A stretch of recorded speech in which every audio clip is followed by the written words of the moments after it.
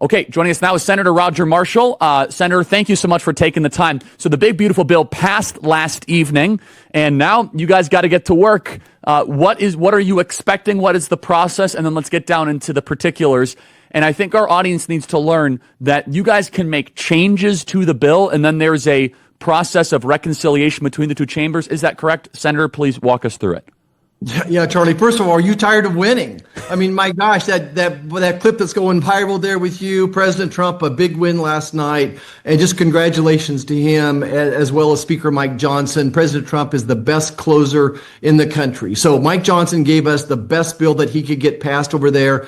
Think of the Senate as like a saucer, and think of the House as a hot cup of coffee and it's spilling over. The job of the Senate is to take that bill and make it better. I think for us over here, what I'm looking at is where can we save some more taxpayers' dollars? Where are the opportunities to cut some spending? What do we do with those SALT taxes? So I think that's the big thrust over us here. How can we make this bill better? How can we deliver on President Trump's promises? No tax on tips, overtime, Social Security, make the Trump tax cuts permanent. This bill has the potential to save an American family $1,000 a month. So that's how important this bill is.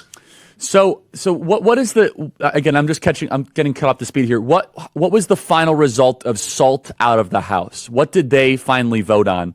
And what do you think its future would be in the Senate? And just give our audience a quick reminder of what state and local tax deductions are.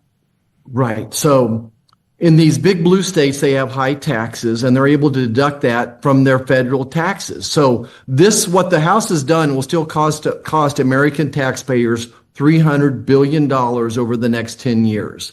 So they're going to let people from these blue states write off up to $30,000 of their taxes, which will decrease revenue to the state. So this feels like people from Kansas are subsidizing 100%. I'm right there with you. Sorry to interrupt you. Keep going. I think SALT is a scam that punishes great states like Kansas. Please keep going. Yeah. It is that simple, to the tune of $300 billion over 10 years. So what else could we do with that $300 billion? We could deliver the president's Golden Dome. That would be one simple thing, and more. We would take that money and make Medicaid and Medicare even better. There's just better ways to spend that money. We can use it to secure the border, to help our military out, to give our troops more wages, all those types. It's real money, $300 billion. And so then what is here's where people get a little confused. How is it that a bill can pass the House and then change in the Senate? And is it possible to now bring maybe the SALT deduction down to $10,000? That would actually help us close the deficit a little bit. And again, just to reinforce this, SALT is essentially saying, California, you can't run a good state. New York, you can't run a good state. Therefore, you have ridiculous pension problems, and you have outrageous mass migration and the dumbest type of spending policies. And we're going to now subsidize that. Do you think we can maybe crawl it back to a $10,000 deduction, which would save hundreds of billions of dollars?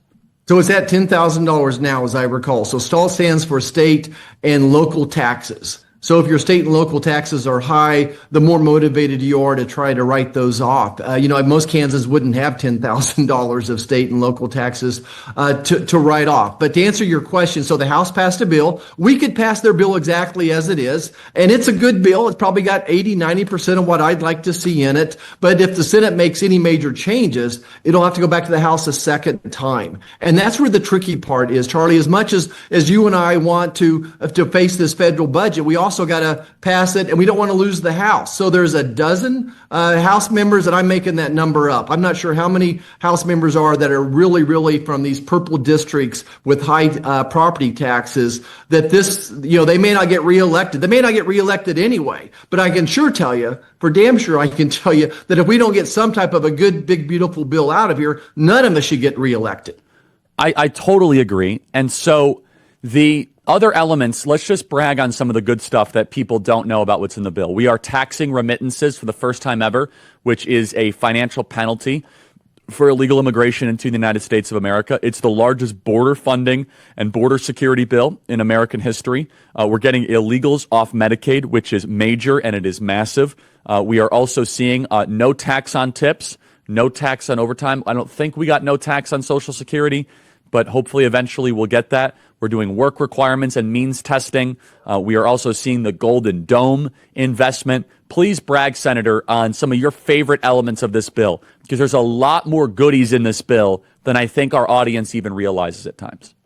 Right. So what we did with Social Security, since by the law we cannot touch Social Security, but what we did is we're giving seniors a $4,000 tax credit in addition. So essentially we're not going to tax their tips, tax their Social Security, but doing it in a different way. We increased the child tax credit. Look, Republicans doubled the tax credit in 2017 with this bill, and now we increased it another $500. So we increased the tax deduction for having children to $2,500 as well. That would be another answer. A little Second Amendment we've slipped in there. There's some rules and regulations around what I would call a silencer, a muffler on guns, that type of thing. So there are a whole lot of low-hanging fruit in here. The Golden Dome is in here. President Trump's Golden Dome, the first down payment on some type of satellite system to help intercept nuclear warheads, that type of thing. Huge pay raises for our troops, for the Border Patrol officers, funding to help get those illegal aliens out of this country. We have 400,000 violent criminal aliens in this country. It is way more expensive, Charlie. It may cost $100,000 per person to escort them out of this country. Thank you, Joe Biden. And we'll take care of that for 4 years. We don't have to go back to the Democrats every year and say, hey, we want money for the border. We want money for the military. So we have significant money in here to take care of the military, for the most part, for 4 years, and the president's border security and the removal of illegal aliens. So I'm confident that this will pass. I know that you are a pro-life warrior from Kansas, and thank you for that. It did pass in the current form of defunding of Planned Parenthood. I'm told that I could run into a little bit of a thicket in the U.S. Senate. Susan Collins, who I really like, she actually has always said that she is pro-choice and that this is a red line. Do you think that there is an opportunity to keep defunding of Planned Parenthood in there? I know that discussion is ongoing. And what is your message to pro-life warriors that have been fighting so hard for this cause for years? Oh my gosh. So I assume that we're losing Susan Collins' vote no matter what. So we have to 50. I think we'll lose her on Medicaid, a few other, and I respect her. She is representing a Democrat state. I get it. I totally agree. She's an R and a D state. You got to cut a lot of margin there. Please keep going. But nobody else has an excuse. Charlie, I agree. Nobody else has a damn excuse, and they need to get in here and play the game. And if you get 90% of what you want, we better pass this bill and move on. And I'm sick about where our federal deficit is now. We could come back and do 5 shows on that. We spent an hour yesterday as a Republican caucus talking about the national debt and what's going on with selling our treasuries, that type of thing as well. But I do think we get there. My message to my pro-life people is this. You know, we did what we wanted to do. We sent most of the issues back to the state.